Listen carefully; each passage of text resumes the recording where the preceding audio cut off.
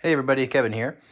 I wanted to do a little update with you for the Meridian Defense Pestilence that I got a little over 2 years ago now. So I've done a few videos on this about some of the changes I've made, things that happened when I actually first got it, and I just want to give you an update. I've kind of changed things up a bit.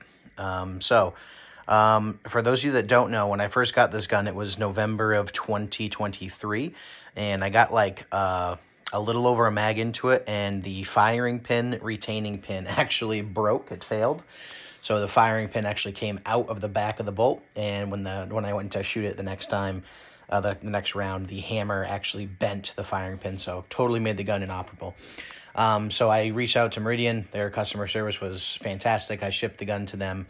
They had it back to me, and I believe it's all documented in that video, but I believe it was less than a month I got it back. And basically what they did was they upgraded their firing pins. So they were using, the surplus Romanian firing pins as far as I know. And they actually started to make their own fully circle firing pins. And they're fluted, which is pretty nice too. So just a superior design. And they got it right back to me, and it's worked ever since. So as far as what I have done to the gun in changes since I last had it, or since I last did a video on it. The biggest change I would say is that I actually removed their chemo muzzle brake. Had a gunsmith do it. Because I didn't want to run chemo anymore. Just I've heard that people were having some issues with chemo. So I actually put on a extended Liberty Precision 14.5, so it makes it a 16-1 overall, and it's a Plan B.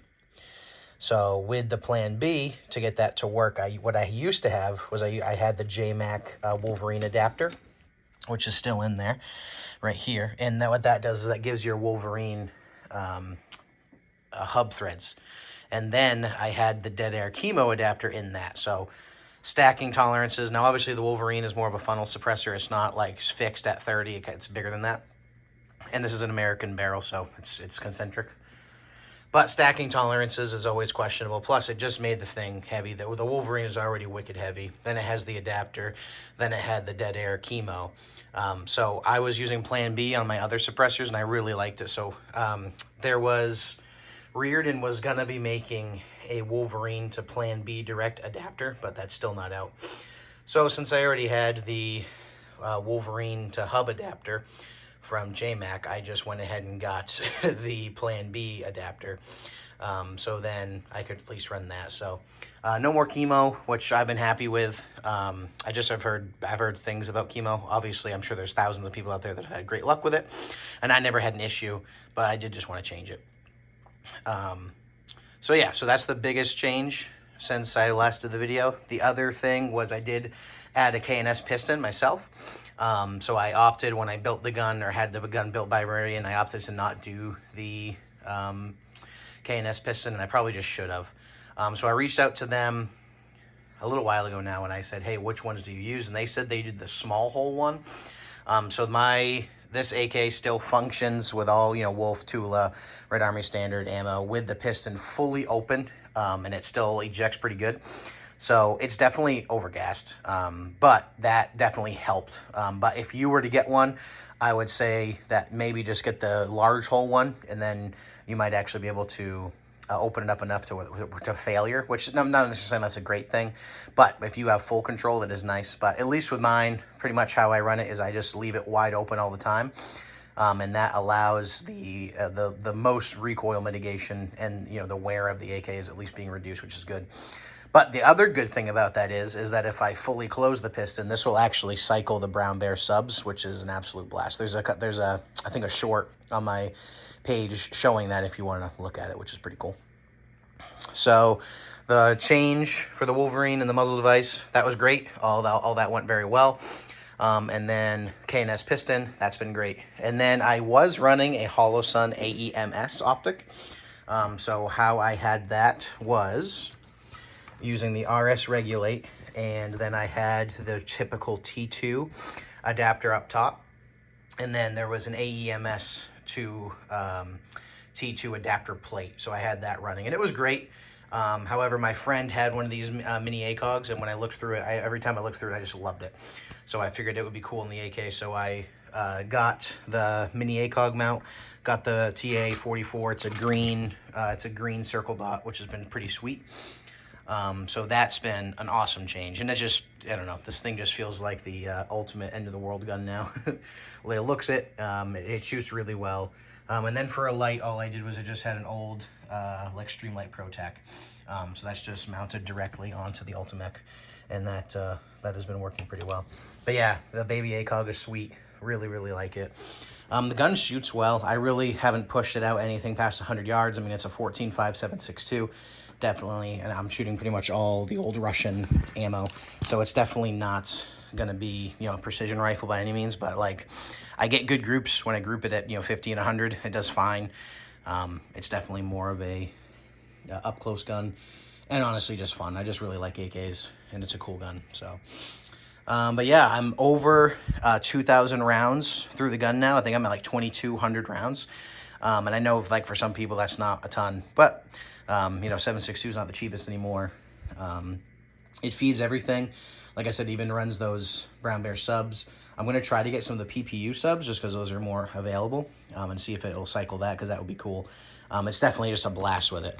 As far as the magazines, the X-Tac mags that the gun came with have been wonderful. Actually, when I got the firing pin fixed, Meridian sent extra mags, which is pretty cool. So I have 3 of these Special Product Division mags, and they're honestly my go-to. I use these pretty much all the time. Any of the metal mags work. So I have Hugo bolt hold open. I have some other Romanian mags.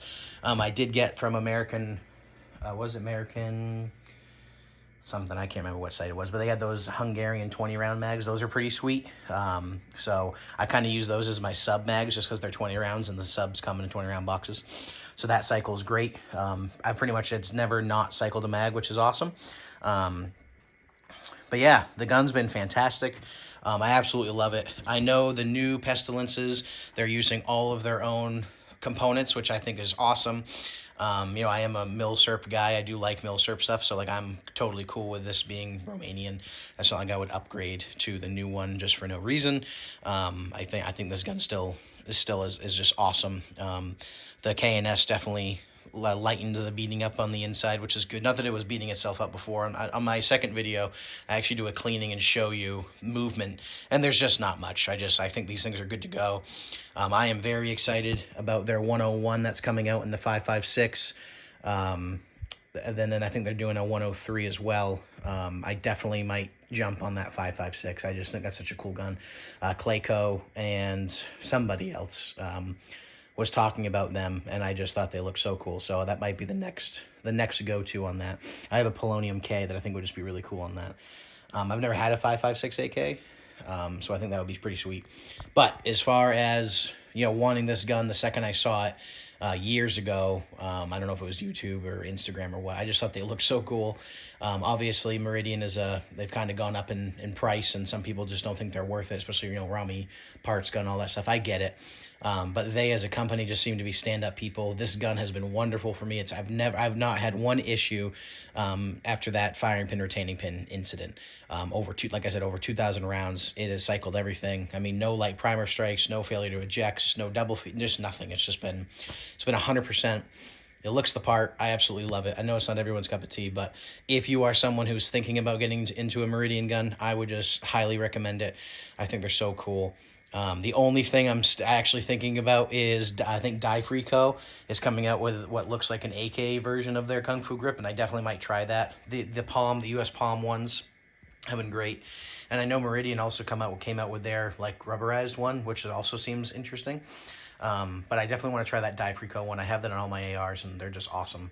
So I'm hoping it'll translate to this. But this one feels great too.